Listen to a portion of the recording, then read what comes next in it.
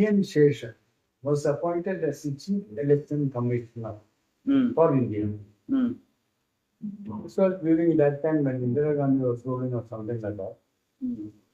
The Chief Election Commissioner is a central government very top administrative post. And throughout from the day of independence to that date, that position had been just a clerk. The Prime Minister would call and tell, "Dad, I want to have election in this place so that because I will win there." So the election commissioner has to organize. It used to be a clerk's job. But constitutionally, the chief election commissioner was a very high official of the Indian government. Now, this T.N.Sheshan, a typical Palakkad Brahmin, he said, "I won't be a clerk. This is a chief election commissioner. See, the rule says so and so. So I have to do so and so. And this has to be done according to what I say, not according to what the PM says. So if Indira Gandhi says something, I am not bound to follow it." So that was his basic approach.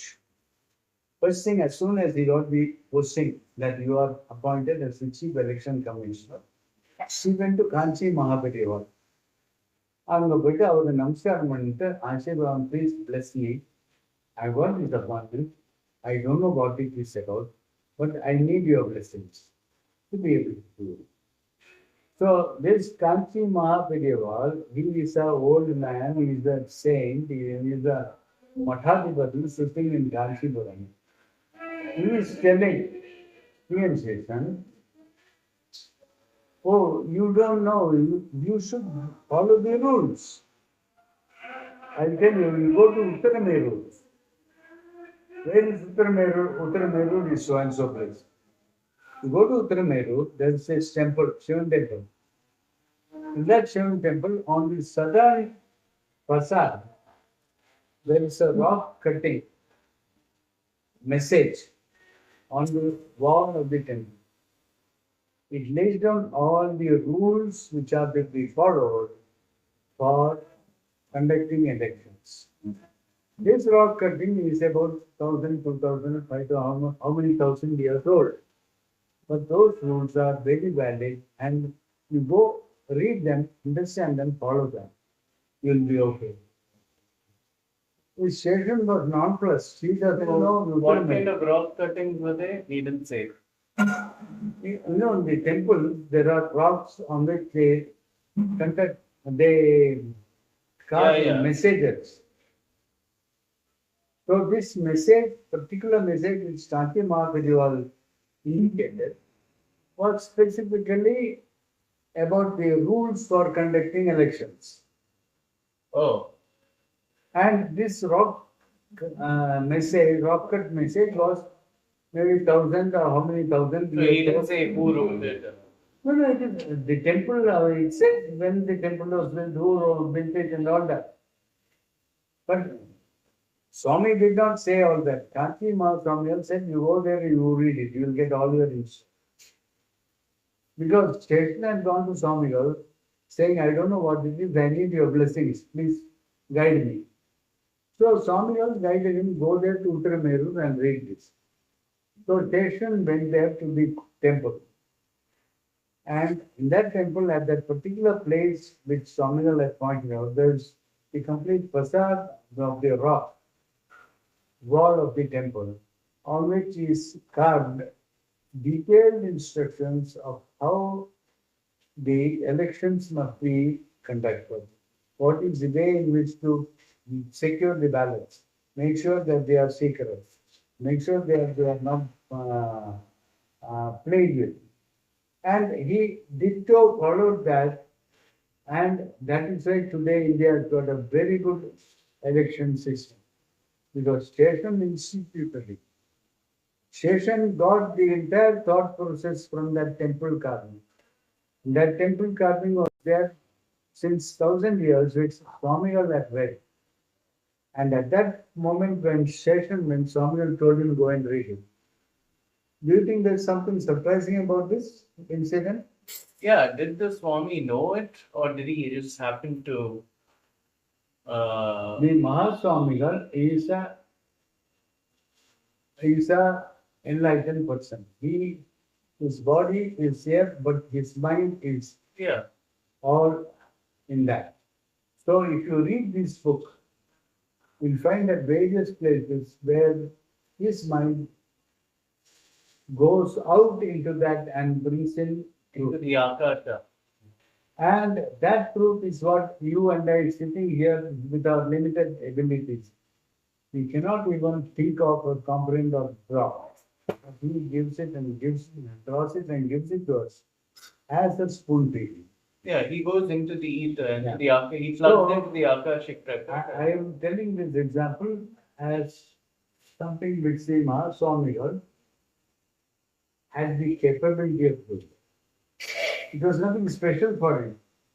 ஒரு பக்தர் வந்திருக்கார் நமஸ்காரம் பண்றார் please I what this give me ஆசீர்வாதம் S இதெல்லாம் பண்ண you will be very good successful போயிட்டு பண்ண சொல்லி and when the Swamigal gives even Vak, it is known as Veda Vak.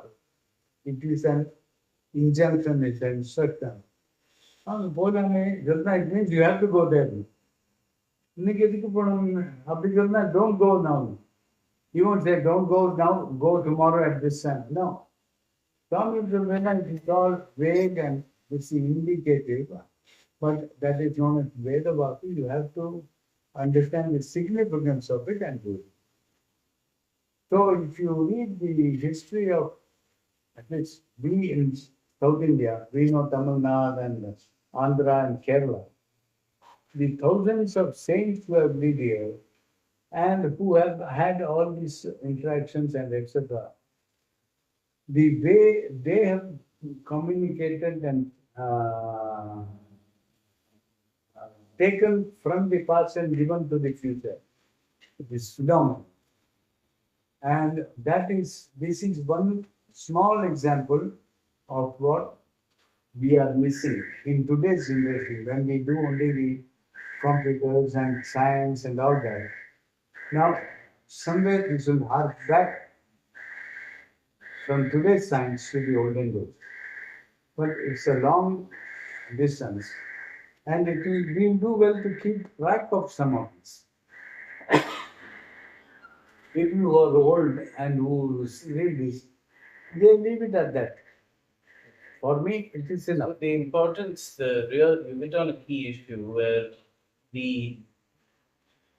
older generation reads it for what it is, Yeah. as the sacred word or whatever, without being able to see the direct meaning or application of it in everyday life. Or they're able to see it, they're able to see it transpire, but then we need the young people who are well versed in science and technology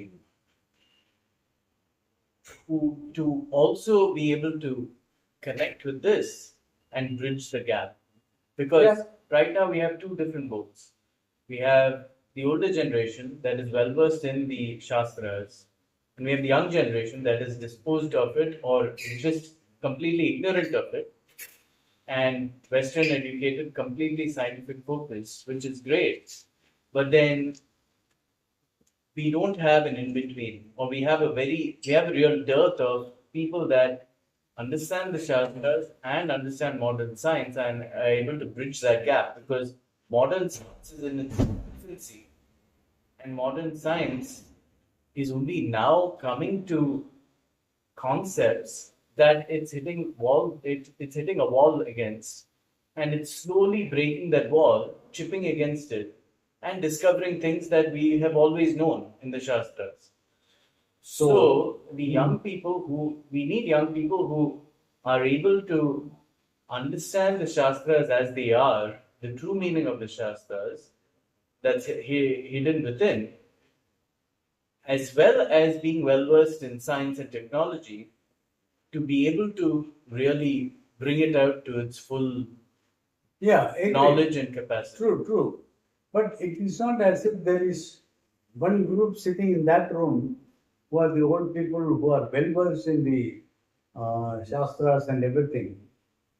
And there is another young group sitting in this other room who are well versed in modern technology and who are ignorant of the shastras, and there is nothing in between. It's not like that. There is a whole lot of people who are in between, but who are not very clear and specific about what is what. They are floundering. They are and arugara. They don't know 100% of the shastras. They don't know 100% of they know science. They something, don't know something, either. something. They don't And know either properly. With the result, most of the ordinary people are in between. The people who are very well versed in modern technology is a small percentage. The people who are very well versed in the old shastras is a very small percentage, maybe 10%, 10%. 80% is in between, floundering, having a little knowledge of this, little knowledge of that, and oh yes, no, no, yes, yes, no, no. So they do not have the clarity to say yes or no of this. What we need are subject matter experts in both. So these sort of things where we have the clarity, if it is more understood, it will become a strengthening factor for these people in between.